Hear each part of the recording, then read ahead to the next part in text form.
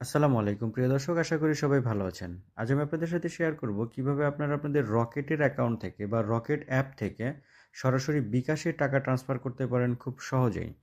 তো এটা রকেটের অসাধারণ একটা সার্ভিস, যেটার মাধ্যমে আপনারা খুব সহজেই রকেট থেকে বিকাশে টাকা নিতে পারবেন কোনো প্রকার ঝামেলা ছাড়াই। তো চলুন মূল ভিডিওতে চলে যাই। তো মূল ভিডিওতে যাওয়ার আগে রিকোয়েস্ট, আপনি যদি এই চ্যানেলে নতুন দর্শক হয়ে থাকেন তাহলে চ্যানেলটি সাবস্ক্রাইব করে পাশের বেল আইকনটি অন করে রাখবেন, আর যদি ইতিমধ্যেই সাবস্ক্রাইব করে থাকেন তাহলে অনেক অনেক ধন্যবাদ। তো রকেট থেকে বিকাশে টাকা ট্রান্সফার করার জন্য প্রথমেই আপনাকে যে কাজটা করতে হবে, আপনার রকেট অ্যাপটাকে গুগল প্লে স্টোর থেকে আপডেট করে নিতে হবে। তো এখন আমি আপনাদের প্র্যাকটিক্যালি দেখাবো কিভাবে আপনারা রকেট থেকে সরাসরি বিকাশে টাকা নিতে পারেন। তো এই জন্য আমি আমার রকেট অ্যাপে প্রবেশ করছি।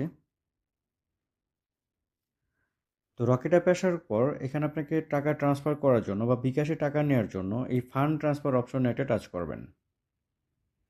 তো দেখুন, ফান্ড ট্রান্সফার অপশনে টাচ করার পরে এইখানে যে এনপিএসবি, এটার যে চারটা অপশন রয়েছে এর মধ্যে এমএফএস যে অপশনটা রয়েছে এই অপশনে একটা টাচ করবেন। তো এখানে টাচ করার পরে এখানে সিলেক্ট এমএফএস, এইখানে জাস্ট একটা টাচ করবেন। টাচ করার পরে এখান থেকে বিকাশটা সিলেক্ট করে নেবেন। তো বিকাশ সিলেক্ট করার পর এখানে আপনি বিকাশের যে নাম্বারে বা যে অ্যাকাউন্টে টাকাটা নিতে চান সেই মোবাইল নাম্বারটা এখানে দিয়ে দিবেন। তো আমি আমার বিকাশের অ্যাকাউন্ট নাম্বারটা দিয়ে দিলাম। দেওয়ার পর এখানে রেফারেন্স হিসেবে আপনার নাম বা যে কোনো কিছু লিখতে পারেন। তো রেফারেন্স হিসেবে আমি আমার নামটা লিখে দিলাম। তো এখানে অ্যামাউন্ট দিতে হবে। এখানে আমি জাস্ট 100 টাকা ট্রান্সফার করে আপনাদেরকে প্র্যাকটিক্যালি দেখাবো।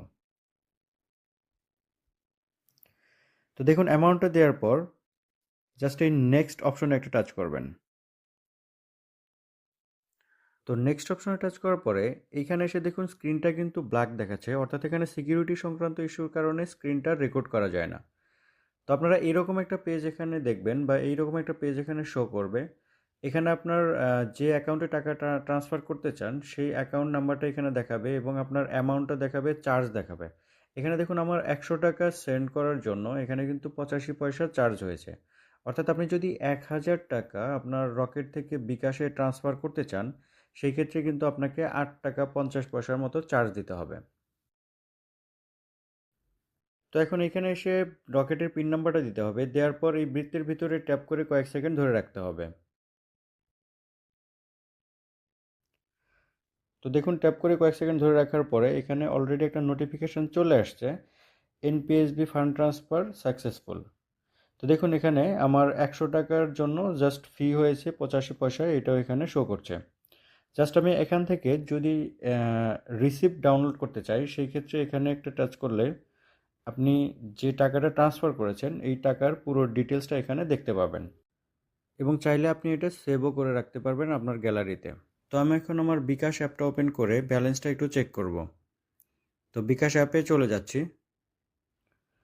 তো আমি আমার বিকাশ অ্যাপটা ওপেন করলাম। বিকাশ অ্যাপ ওপেন করার পরে এখানে জাস্ট আমি আমার স্টেটমেন্টটা একটু দেখব। তো স্টেটমেন্ট অপশনে টাচ করার পরে এখানে দেখুন আমার একটা ইনফরমেশন শো করছে যে বিকাশ অ্যাকাউন্টে অলরেডি 100 টাকা যোগ হয়ে গেছে।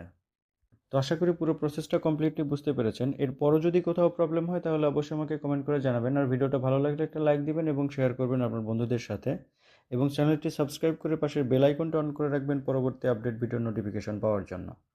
তো আজ এ পর্যন্তই, ভালো থাকবেন সবাই, আল্লাহ হাফেজ।